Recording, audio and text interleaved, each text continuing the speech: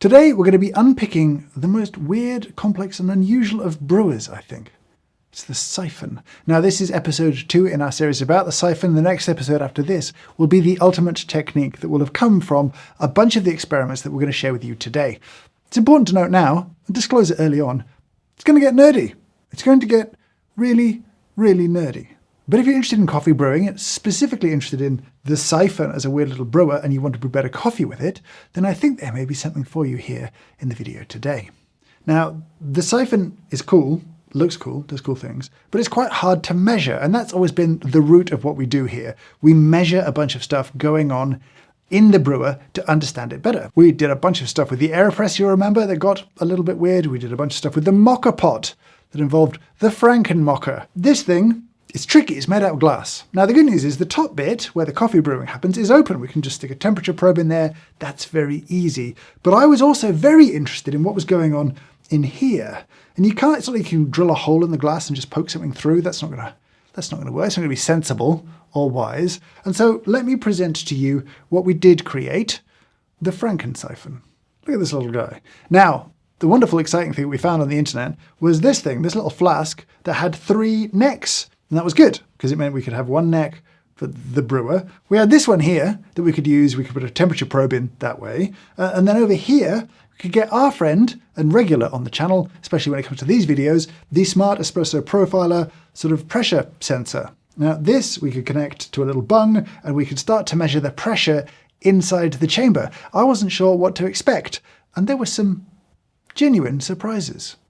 Anyway, small problem, the neck, they were all too close together, and we can't really bend glass, and then we couldn't get the siphon top in, and so we ended up cutting down this piece here so that you can get, with the help of some sealing PTFE tape, the top chamber in, and so that can sit in like so.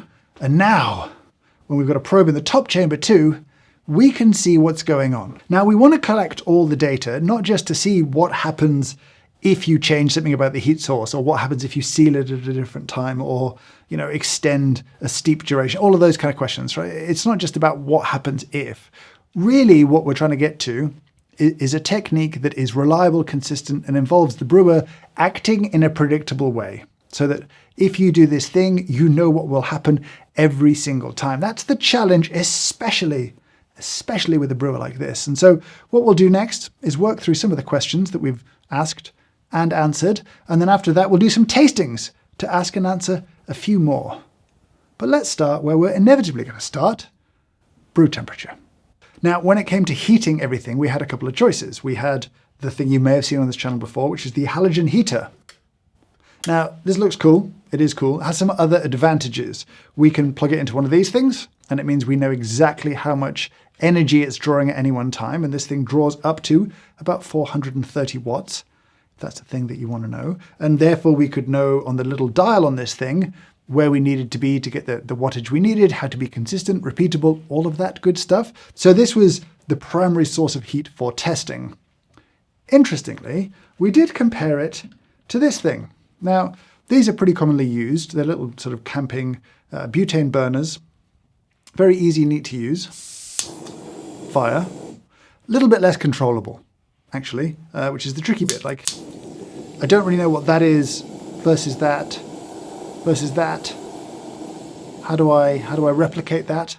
One thing we did test that I think is just interesting is the efficiency of them. And so we tracked how long it took each of them to heat 200 grams of water by 10 or 20 degrees Celsius. We could track the energy consumption here. And actually with these things with a good enough scale, you can weigh them before and after and know how much butane you burnt, and you can do the conversions then. It's very exciting. Turns out, unsurprisingly, the thing that emits a bunch of light and heat in combination, not very efficient, about 22-23% energy efficiency. So that's not great, is it? You're wasting almost 80% of the energy that you are pulling from your socket and paying for, but at least it's controllable. This thing did much better. I mean, still pretty wasteful. I think the number was something in the region of 35 to 40% efficient. So a good amount being lost as light as well, because you can see the flame, and that's energy is light, I guess. Obviously, it's just heating the environment and not necessarily heating the bulb, but it gets a bit closer to the bulb, which I suppose makes it a bit more efficient. Anyway, we like this thing. It's good, it's useful. It's just much harder to replicate, so we won't be using it or talking about it during today's testing. So one of the first questions we wanted to ask, it was really all around how do you get the temperature that you want in the top chamber? You know, siphons are notably different because you have a sort of heated brew. In most brews, your temperature will decline as you add your coffee and water, whether that's a pour over or a French press or anything else really. It's rare to have a long period of time at a fixed high temperature, but that's what siphons do. So maybe the temperature that we seal at would have an impact on the temperature of the water in the top chamber. I'll show you what I mean. Now, we pretty much always worked with kettles. We've already discussed the fact that this is wildly inefficient, so it's sort of taking room temperature water to the boil with this thing is a waste of time. Anyway, let's get a heat source on. Let's get this in. Right now, this is probably in the high 80s, low 90s. It'll lost a bit of temperature hanging out here. It'll lost a bit of temperature going into a relatively cool environment. The minute that I start to seal this, then pressure will begin to build, right? There will be some expansion of the air in this section here, and then there will be some evaporation. And evaporation doesn't just wait until you get to the boiling point, it will begin relatively early on. And this is actually quite a small space to fill. And so you'll see we've already begun to push water up into the top section. The water down here is not boiling yet. And so it turns out, yes, when you seal has a pretty big impact on the temperature of the water that gets pushed up into the top chamber. Now, it is, again, as the water moves up, it's going to lose some temperature, right? Like this glass is not hot yet, and so the water is going to begin to heat the glass, all of that kind of stuff. But slowly, it will kick up. And so there's a pretty linear relationship between the temperature you seal at and the temperature you get in the top chamber, and we'll show you the chart of data we collected first with the Frankensyphon, but with a small caveat. If you look at the shape of the bottom flask on the Frankensyphon, you'll see that above the water, there's a lot more volume of air, basically. Here, when the water's sort of in and full, it's a pretty small top of the sphere volume. Here, there's a lot more. And so actually, it's not a one-to-one transference. If you seal at 90 Celsius on the Frankensyphon and you seal at 90 Celsius here, you do get a different result. And so that was just good for us to understand that not everything that we would test with this would be directly transferable to that without additional testing. And so I'll give you the chart of temperatures for a normal siphon now. While we have this here, I want to talk about another aspect of temperature that was genuinely surprising to me the first time that we saw it. I thought that in most situations, the longer the water sits up here, the hotter it would get, because heat is being fed from the bottom chamber through to the top chamber. In most circumstances, that isn't true. Maybe with a gas burner going full bore, possibly, but most of the time in most of the testing, if you look, you can see steam coming out the top of this. Evaporative cooling is a thing. As water evaporates, it pulls energy from a system, and so actually what we tended to see, especially with the halogen heater, is that once water had kicked up, it actually slowly declined in temperature over time. Not a lot, but a little. That was useful to know because if you'd say overshot your temperature, actually you could just wait a little bit and it would slowly come down. Not really quickly, but undeniably a downwards curve in almost every single test that we did, outside of, again, max bore, full flame on the burner. But here, always a drop. But then, what happens if you add coffee? The interesting thing about coffee in this situation is that as it forms a crust on top, it actually begins to insulate the brew underneath it. And so its temperature quite easily can begin to either stay stable or even with some decent heat input begin to rise. If you stir the brew, you will reduce its ability to insulate. You kind of break the crust apart and that insulation goes temporarily. As it reforms again, it will again add that insulation and the temperature will begin to creep up. And so this was a kind of concern and something to consider because just measuring water alone didn't tell the story of a coffee brew. Let's turn you off. The coffee goes down. Why the coffee goes down, that's the really interesting thing. And for this, we need to go back to the Frankensyphon. Now, before we move into some really interesting tasting experiments that I'm looking forward to sharing with you, I do want to talk about a different kind of experiment that I've been running for a while now on myself in this short ad, thanks to this video sponsor, which is Trainwell. You find me here in my happy place. And by happy place, I don't just mean a beautiful park on a sunny day, I mean immediately post-workout. Because this has been the experiment that I've been running. Can I make exercise an enjoyable part of my everyday life? Not just something I can do or make routine, something I genuinely enjoy. The answer is yes, and Trainwell has been a massive part of that. If you're not familiar with Trainwell, well, it's a fitness app that pairs you one-to-one with your own personalized fitness coach. You go through a quiz at the start to help you choose who you might want to work with, what kind of style they have. Then you have a call with them to talk through your needs, goals, what you want to aspire to achieve, and then they set the program. And it's helped me in 3 big ways. 1, accountability. I've been working with my coach Selena for 2 years now, and that real relationship with a real human being makes me genuinely accountable to someone, and that's very motivating and rewarding. When they say good job, it means something. When they say, hey, are you going to get that workout in? I probably am going to get that workout in. 2, ease. It's very easy to be overwhelmed by the possibilities of exercise. What exercises should I do in the gym? How long should I run for? How hard should I run for? All of this stuff is taken care of. There's no analysis paralysis. You set your goals, you get to the gym, open the app, your workout is there, ready to go. And number 3, variety. Life changes, injuries happen. I injured my knee, I was out for a couple of months, but I could still train, and that training was built around what I could do and what I should do. This is so helpful. Now, if you want to try Trainwell, well, you can click the link in the description down below, take the quiz, find your perfect trainer, and get 14 days of free training. Thank you to Trainwell for sponsoring this video. Adding the Smart Espresso Profiler to this thing was a key point for me in the process of how were we going to do some testing. And I was very excited that I could finally see what kind of pressure was being generated that caused the water to sort of be pressed down, up through the tube in the middle, to the top section. Would that pressure be constant? Would it increase? How high would it go? Was this thing, terrifying in some way in terms of the pressures being generated inside it when you let it get really hot over time? And then open the app, track the pressure. Nothing happened. There was just no reading. There was nothing. We could detect no increase in pressure. And then there was did this break? Is something wrong? And it turns out, no, the environment just isn't sealed. And so if we don't really seal the environment, it's pretty hard to build pressure inside it. There's always a giant tube letting pressure out. In this case, by pressing the water up through it. But there's nothing to stop or contain the pressure, if that makes sense. And so we never saw any pressure reading. Temperature in here would get up to like 130 degrees Celsius. And so I was like, well, surely then that's right? Like surely that must be some sort of pressure, but seemingly because that was mostly air and very little water, there was no way to contain the pressure, so it never really got above 0. I mean, it's not 0, but you know what I mean? No additional pressure. Let's go with that. But then we saw something else, something interesting, something that was very exciting. During the drawdown phase, those numbers went negative. It definitely was working, it was tracking. As the steam condensed, it did form a partial vacuum. Very, very tiny partial vacuum. Really very small amounts of negative pressure, but detectable ones.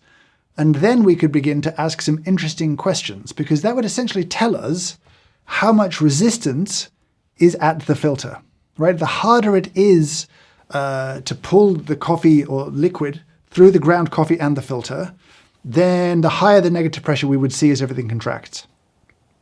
That was the theory, and that basically proved true, which would allow us to do some testing.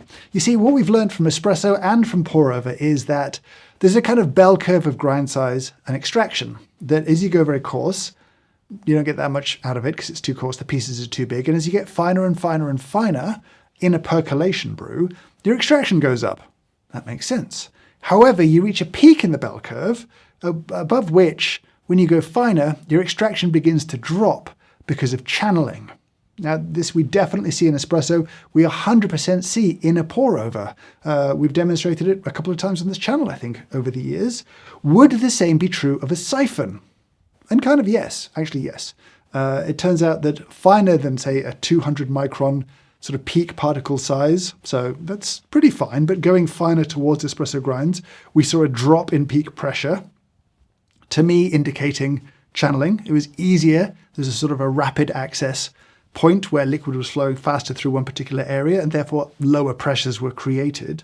And a kind of peak around 200, though interestingly, we also had another peak about 400, which didn't really make any sense, but we should just tell you the truth when these things happen.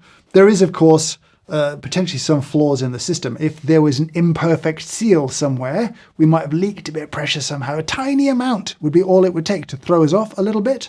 But broadly speaking, the bell curve held pretty true. And so initially we did a bunch of testing around that kind of peak extraction point, which was about 200 microns in size, which actually worked pretty well with a lot of timings that I'd used in previous recipes. And so that was a sort of nice reassurance, if you will. But as the bamboo paddle has been used before, it's relevant here, there was something else we could test that I was even more excited about. You see, when you learn a siphon technique, one of the things that people will obsess over is the stirring at the end before the drawdown, because that's going to prep your bed, right? That's the last chance you have to somehow shape that bed of coffee to have even passage of liquid through it, to have an even extraction. And in the early days of Siphon, you would see some people go for a big stir because you would get this wild kind of dome shape in the middle. That looked pretty cool. That did look cool. It turns out maybe not the most delicious thing, but it looked good.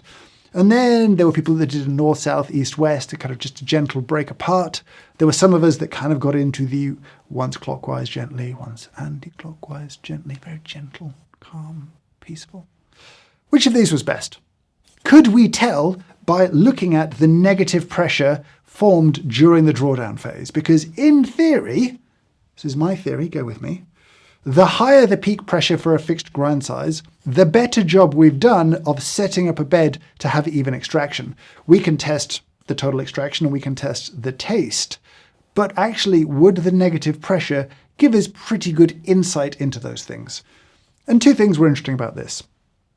One, the preferred technique, the once anti-clockwise or once clockwise or whichever way you want to do it, though this way then that way gently, that had the highest pressure overall. However, it did seem slightly more variable, and that does actually line up with my real-world experience. There's been times when it's just kind of not gone that well.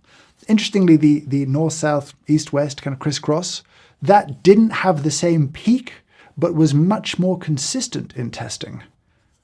Interesting, no? What does that make one better than the other? Can we refine the stir in one direction or the other? Time will tell, but this is what we have found out so far. In all cases, the big dome, it didn't taste good, and it doesn't produce the highest pressures. It did the worst. It did the worst in testing. So big doom, big doom, big doom, big doom. Trying to say big dome, big doom. Let's move on. So the first test we're going to do is about steep temperature. We're going to compare 3 different temperatures. We're going to start at 94 in the top chamber. We'll go down to 91. We'll go down again to 88. It's quite hard to get it this hot. You have to wait till the water at the bottom is boiling and then seal at that point. And then you're getting about 95, but we're seeing a bit of temperature decline from the evaporation. Once it's hit the temperatures we want, I'll take the temperature per about, add the coffee. We'll be steeping for 1 minute, kind of total. We'll stir and add, break it up 30 seconds later, kill the heat 30 seconds later. Got my handy coach's stopwatch here for that. Conscious of heat, this is sealing, adding insulation. We don't want to add more.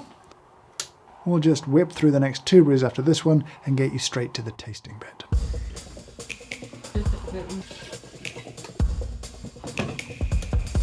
Okay, here's the tasting. I don't know which is which. You might think that's too easy. The one that you brewed last will be the hottest. That is good thinking. And what we did was we brewed the hottest first down to the coolest. And then afterwards, some of these were cooled a little bit more aggressively than others so that they're a similar temperature. I will then also be using a tasting glass to further cool all of the samples to make it harder for me to tell the difference.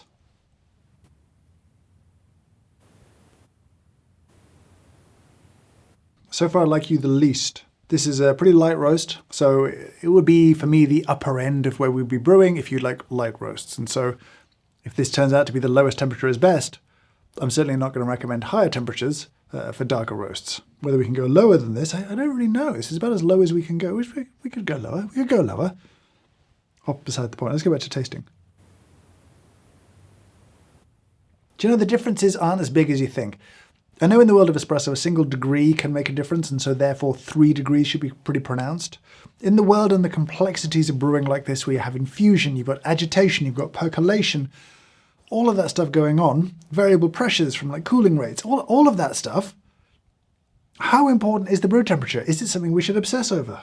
This one is starting to cool a little bit worse than this one, which is cooling a little bit better than this one. So currently this one's in the lead, but certainly this is not the most decisive of tastings. And that's really interesting and that's really useful and always something to consider when obsessing over the minutiae of a brew recipe. I'm going to find out what's what. This one is 88 degrees Celsius, 91, and that's 94. The final part of my tasting was where I detected an increase in astringency going up. Does make sense in terms of, yeah, you feel a bit of a ramp up. I am intrigued at how sort of hot the brew still tastes at this sort of constant of 88. I think for coffees like this, I'd be less interested in going up here because I think the coffee's going to cool with just a bit of harshness in it. I stand by that. There's a pretty linear increase in astringency going on here between these three bowls, but there's not that much in this one. There's not actually that much in this one. You get some complexity here, but at the expense of some astringency. And so of the three, my instinct is about here so far for lighter roasts. But it's interesting to see both how little impact big variances have, as well as the nature of those variances too. Let's move on.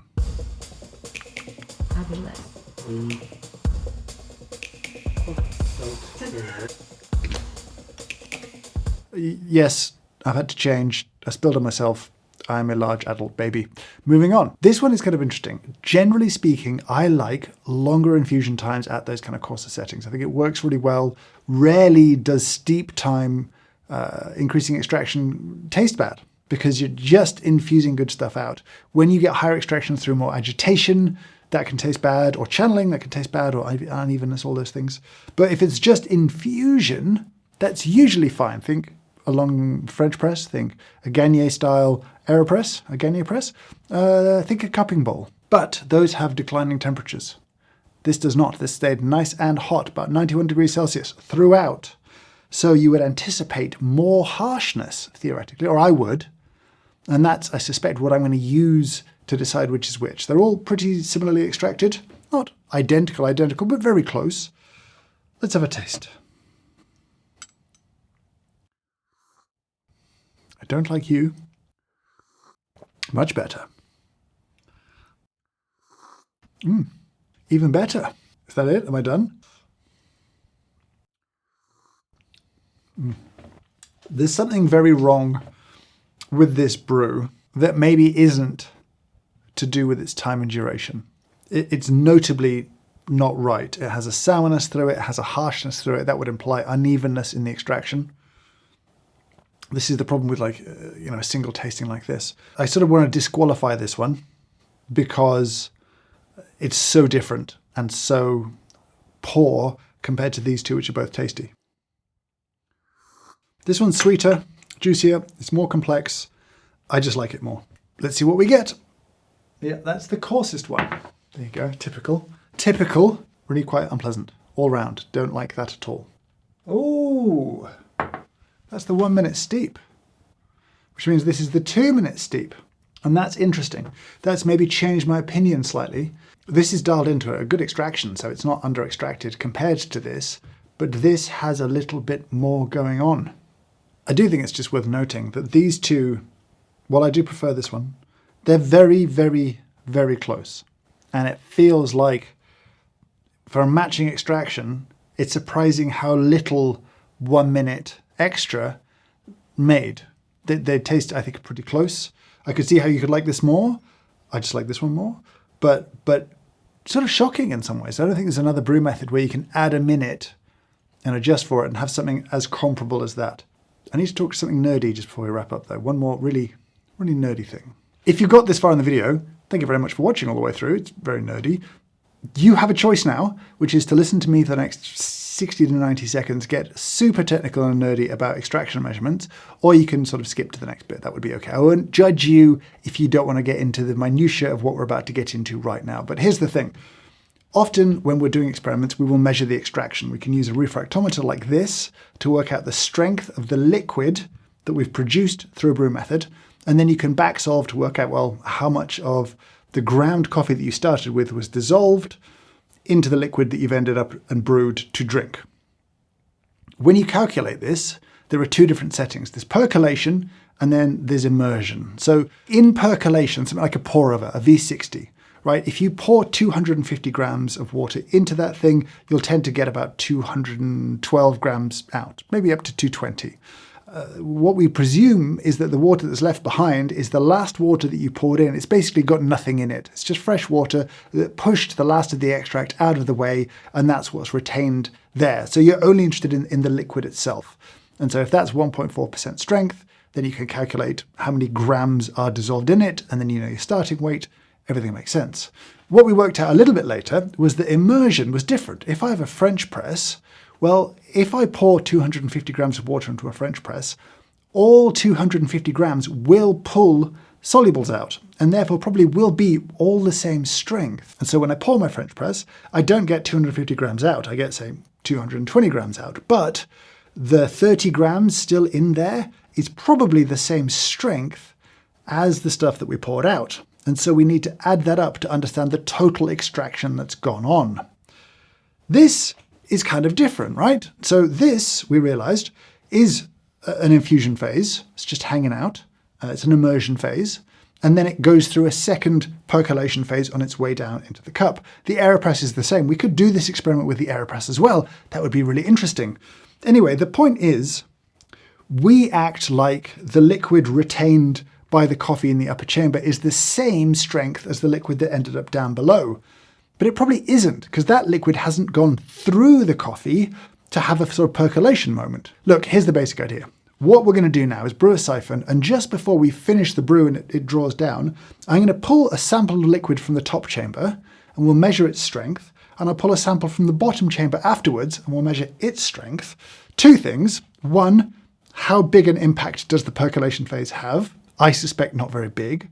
And two, well, you could build a whole other calculator that was more accurate. If you knew the strength of the liquid retained by the ground coffee, and it was a lower strength than this, well, you'd actually have a slightly lower extraction than you think. And so often these things calculate out as being pretty high extraction, but don't always taste that way. Is this why? Let's find out.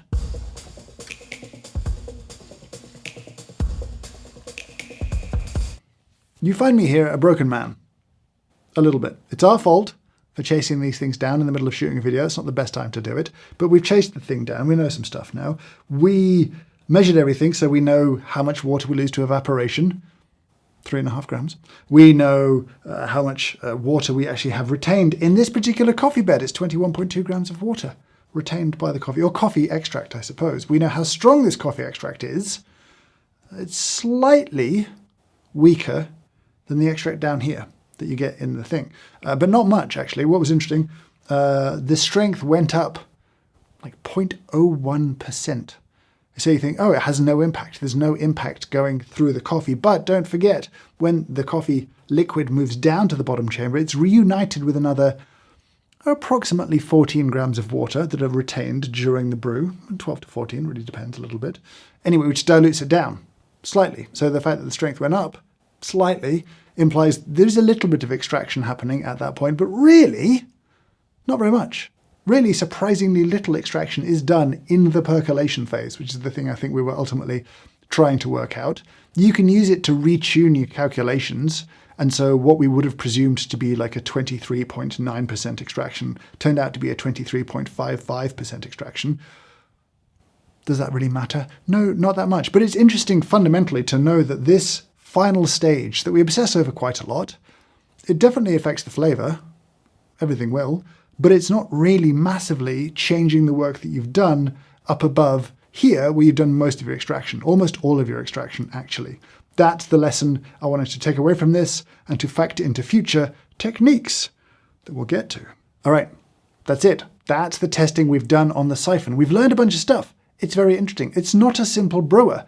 And in fact, I'll be honest, just filming this video has raised a bunch of other questions that we will answer before the next video in this series, which will be our ultimate Siphon technique. And I think from what we've learned today, it will be something pretty fun. I do want to say thank you again to Trainwell for sponsoring this video. The QR code is back on screen, or the link in the description down below. We'll give you those 14 days free training after you take the quiz to find your perfect trainer. But now, I want to hear from you down in the comments below. What are your thoughts on what we've shown you today? Did you learn something? Do you have a siphon? Are you waiting for a technique video? And do you want it to be a little bit extreme? Because it may end up being a little bit extreme. We shall see.